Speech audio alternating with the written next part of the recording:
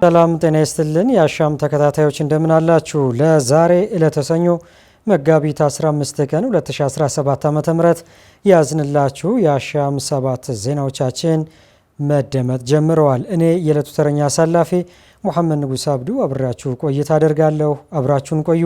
በቅድሚያም ርዕሰ ጉዳዮቹን በማስተዋወቅ እንጀምራለን። ሚኒስቴሩ ህገወጥ ያላቸው ነጋዴዎችና ደላሎች በአፈር ማዳበሪያ አቅርቦትና ስርጭት ላይ የፈጠሩትን ተግዳሮት ለመቅረፍ እየሰራሁ ነው አለ። በምስራቅ ኢትዮጵያ ተቋርጦ የነበረው የኤሌክትሪክ መስመር ዳግም አገልግሎት መጀመሩ ተገለጸ። በጎ ፈቃደኞች በሰላም ግንባታ የሰላም አምባሳደርነት ሚና በመወጣት ለሀገር ግንባታ አሻራ ለማሳረፍ እድል የሚሰጣቸው ነው ተባለ። ከውጭ እስራኤል በጋዛ ሆስፒታል ላይ በፈጸመችው ጥቃት የሐማስ ከፍተኛ ባለስልጣን መገደላቸውን ሁለቱም አካላት አረጋገጡ። ተመልካቾቻችን ቀደም ሲል ያስተዋወቅናችሁ ርዕሰ ጉዳዮችን ጨምሮ እንደተለመደው የስፖርት ዜናዎቻችን ሰዓታቸው ጠብቀው ወደ እናንተ የሚደርስ ይሆናል። አብራችሁን ቆዩ። ሚኒስቴሩ ህገወጥ ያላቸው ነጋዴዎችና ደላሎች በአፈር ማዳበሪያ አቅርቦትና ስርጭት ላይ የፈጠሩትን ተግዳሮት ለመቅረፍ እየሰራሁ ነው አለ። የግብርናው ዘርፍ ምርትና ምርታማነት ለማሳደግ አንዱና ዋነኛው ከሆኑ ግብዓቶች መካከል የአፈር ማዳበሪያና ምርጥ ዘር ሲሆኑ ይህንኑ ዘርፍ ዲጂታላይዝድ ማድረግም የመንግስት ትኩረት አድርጎ እየሰራ መሆኑ ተገልጿል። በግብርና ሚኒስቴር የኢንቨስትመንትና ግብዓት ዘርፍ ሚኒስትር ዴኤታ ሶፊያ ካሳ በአፈር ማዳበሪያ አቅርቦትና ስርጭት ዙሪያ በህገወጥ ነጋዴዎች፣ በደላሎችና በማዳበሪያ ግዥ ስርዓት ዙሪያ የነበሩ ተግዳሮቶችን ለመቅረፍ በተሰራው ስራ ከፍተኛ ለውጥ መምጣቱን ጠቅሰው ይህንን አሰራር ለማዘመንና ዲጂታላይዝድ የማድረግ ስራዎች እየተከናወኑ እንደሚገኙ ገልጸዋል። ግብርና በተለይ የአፈር ማዳበሪያ አቅርቦትና ስርጭትን ከተለምዶ የወረቀት አሰራር ወደ ዲጂታል ማሸጋገር ወቅታዊና የመንግስት የትኩረት አቅጣጫ መሆኑን ያነሱት ይህንን ስራ የሚያግዝ ሶፍትዌርም እየበለጸገ እንደሚገኝ መግለጻቸውን አሻም ከግብርና ሚኒስቴር በይፋዊ ማህበራዊ ገጽ መመልከት ችላለች።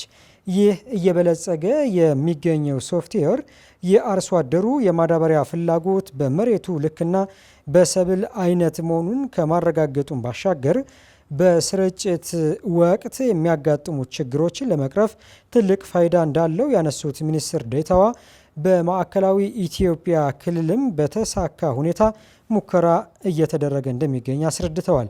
ከዚሁ ዘርፍ ጋር በተያያዘ ባሳለፍነው ሳምንት ጠቅላይ ሚኒስትር አብይ አህመድ ከእንደራሴዎች አባላት ለተነሱ ጥያቄዎች ማብራሪያ በሰጡበት ወቅት ኢትዮጵያ 24 ሚሊዮን ኩንታል የሚጠጋ ማዳበሪያ የሚያስፈልጋት መሆኑን አንስተው በዚህም በቀን 15000 ኩንታል ማዳበሪያ የሚገባ መሆኑን አንስተው ማዳበሪያው ሀገር ውስጥ ከገባ በኋላም እየገጠመን ነው ያሉትን ተግዳሮት ተናግረዋል። 24 ሚሊዮን ኩንታል ገደማ የሚያስፈልገን ሲሆን በቀን በአንድ ቀን 150,000 ኩንታል ማዳበሪያ ከወደብ እናጓጉዛለን። 150,000 ኩንታል አፈር ጭነን ወደ ሀገር ውስጥ እናስገባለን። የሚያሳዝነው ጉዳይ ግን ከወደብ 150,000 ኩንታል በቀን ጭነን ማምጣት ብቻ ሳይሆን ወደ እያንዳንዱ አርሶ አደር በወታደር አጅበን እንወስዳለን። አምና አማራ ክልል 7000 ትራክ ነው መከላከያ ያጀበው። መከላከያ የገደለው ሳይሆን ለእያንዳንዱ አርሶ አደር ማዳበሪያ ለማድረስ 7000 ትራክ አጅቦ ነው የወሰደው። ከውጭ እንገዛለን፣ እንደጉማለን። ፖርት ስለሌለን ከፖርት ማጓጓዙ ጣጣ ነው። ከገባ በኋላ ወደ እያንዳንዱ አርሶ አደር ደግሞ እንዲደርስ በአጃቢ እናደርሳለን። ይህ ሁሉ ወጪ ነው። ይህንን ችግር በዘላቂነት ለመፍታት በኢትዮጵያ የማዳበሪያ ፋብሪካ መክፈት አንዱ መሆኑን ጠቅላይ ሚኒስትሩ አንስተው በዚህ ተደርጓል ባሉት ጥናት 3 ቢሊዮን የሚጠጋ ዶላር የሚያስፈልግ መሆኑንም ገልጸዋል። ማዳበሪያ ኢትዮጵያ ማምረት ካልቻለች በርካታ አርሶ አደር የሚነካ ጉዳይ ስለሆነ ከምግብ ጋር የሚያያዝ ጉዳይ ስለሆነ በዘላቂነት መፍትሄ ልናገኝ አንችልም በሚል ስናጠና ቆይተናል። አሁን የህዳሴው ጉዳይ እንደምታውቁት ስለሆነ የህዳሴ ፊታችን ወደ ማዳበሪያ እናዞራለን። በተደረገው ጥናት ከ2.5 እስከ 3 ቢሊዮን ዶላር ይፈልጋል። በጣም በርትተን ከሰራን ቢያንስ 3 ዓመት እና ከዚያ በላይ ጊዜ ይፈልጋል። ማዳበሪያ ፋብሪካውን በበቂ ደረጃ ኢትዮጵያ ውስጥ አቋቁሞ ለመስራት። በምስራቅ ኢትዮጵያ ተቋርጦ የነበረው የኤሌክትሪክ መስመር ዳግም አገልግሎት መጀመሩ ተገለጸ። የቆቃ ሁርሶ ባለ 230 ኪሎ ቮልት የከፍተኛ ኃይል ማስተላለፊያ መስመር ተሸካሚ የብረት ምሰሶዎች በዘራፊዎች በመውደቃቸው ምክንያት በምስራቅ ኢትዮጵያ ተቋርጦ የቆየውን ኃይል መልሶ ማገናኘት መቻሉን የኢትዮጵያ ኤሌክትሪክ ኃይል አስታወቀ። መስመሮቹ የተቋረጡት በአፋር ክልል አዋሽ 7 ከተማ አቅራቢያ በሚገኙ አካባቢዎች በዘራፊዎች በመቆረጣቸው መሆኑ ይታወሳል። እነዚህ የብረት ምሰሶዎች መልሶ ለመትከል በተደረገው ርብርብ ደግሞ መስመሮቹ ስራ መጀመራቸው ተገልጿል። የሪጅኑ ዳይሬክተር አለማየሁ ዘበርጋ እንደገለጹት ምሽት ላይ የወደቁት ታወሮች መልሶ የመትከልና የተበጠሰውን የኃይል ማስተላለፊያ የማገናኘት ስራ ተጠናቆ በአንደኛው ሰርኪዩት የተቋረጠው ኃይል ማገናኘት መቻሉን አስረድተዋል። በተከናወነው ስራ ኃይል ተቋርጦባቸው የቆዩት የምስራቅ ኢትዮጵያ ከተሞች በሙሉ ኃይል ማግኘታቸው እኚሁ ዳይሬክተር አስታውቀዋል። በጎ ፈቃደኞች በሰላም ግንባታ የሰላም አምባሳደርነት ሚና በመወጣት ለሀገር ግንባታ አሻራ ለማሳረፍ እድል የሚሰጣቸው ነው ተባለ። ይህ የተገለጸው በትላንትናው ዕለት የሰላም ሚኒስቴር በበጎ ፈቃድ የማህበረሰብ አገልግሎት ለ12ኛ ዙር በአዲግራት ዩኒቨርሲቲ ያሰለጠናቸውን ወጣቶች ማስመረቁን ባስታወቀበት መሆኑን አሻም ሰምታለች።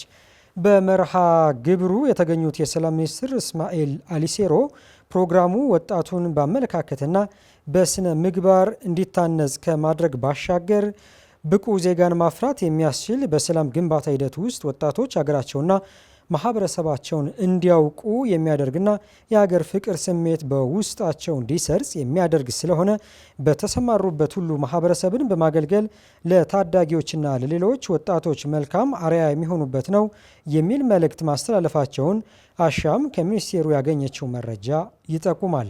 የአዲግራት ዩኒቨርሲቲ አካዳሚክ ምርምርና ማህበረሰብ አገልግሎት ምክትል ፕሬዚዳንት በበኩላቸው ብሔራዊ የበጎ ፈቃድ የማህበረሰብ አገልግሎት ኢትዮጵያውያን እርስ በራሳችን የምንተዋወቅበት የመተጋገዝ የመደጋገፍና የመተባበር ባህላችንና እሴቶቻችንን የምናዳብርበት ነው የሚል እምነት እንዳላቸው ገልጸዋል።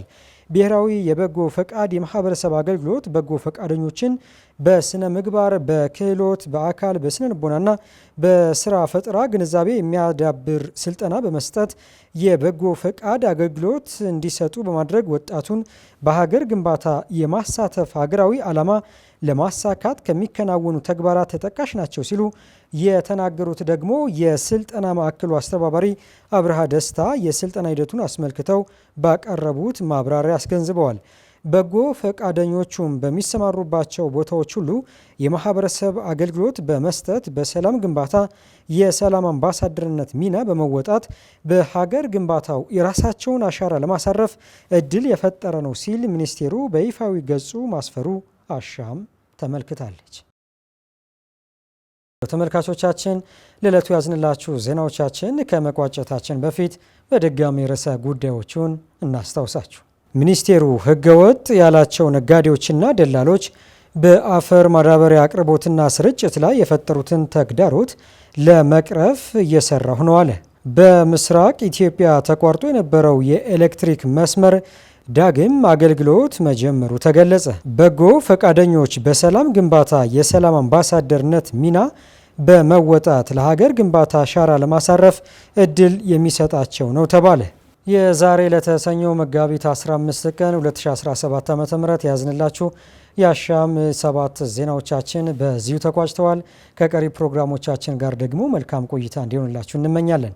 እኔ የዕለቱ ተረኛ አሳላፊ ሙሐመድ ንጉስ አብዱ አብሬያችሁ ቆይታ አድርጌያለሁ። አሻም ለሁላችን!